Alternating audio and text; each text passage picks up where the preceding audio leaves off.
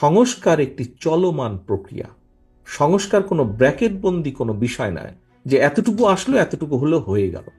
সংস্কার একটি চলমান প্রক্রিয়া। যেহেতু আমরা বিশ্বাস করি, সেজন্যই আমরা বলি যে নির্বাচন এবং সংস্কার একটি চলমান প্রক্রিয়া। সংস্কার চলতে থাকবে, কিন্তু নির্বাচন হতে হবে নির্বাচনের সময় মতন। এবং সে কারণেই আমরা অনেককেই দেখছি বলছে মুখে আগে সংস্কার পরে নির্বাচন, কিন্তু বাস্তবে তারা ঠিক তার বিপরীত কাজটি করছে, যেটি বিএনপি কখনোই বলে না, বিএনপি করে নয়। বিএনপি তাই করে যা বিএনপি বলে, বিএনপি তাই বলে যা বিএনপি করে। বিএনপি কখন সংস্কারের প্রস্তাব দিয়েছে?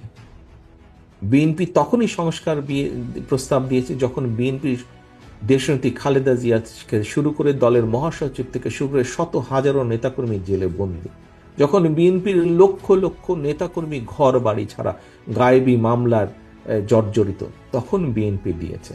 আজ আমরা অনেক মানুষের মুখে শুনতে পাই সংস্কারের কথা। আজকে যারা সংস্কারের কথা বলছে, খুব জোর গলায় সংস্কারের কথা বলছে, তাদের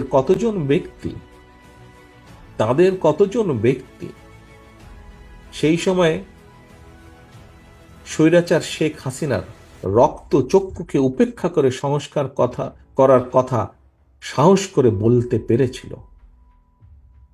আজকে যারা সংস্কারের কথা বলেছে, তারা বিএনপির নেতাকর্মীর মতন কতগুলো মামলা খেয়েছে, কতদিন অত্যাচারিত হয়েছে, কতজনের ঘর বাড়ি ভাঙা হয়েছে, কতজনকে আদালতের বারান্দায় সপ্তাহে 7 দিনের 5 দিন ঘুরঘুর করতে হয়েছে?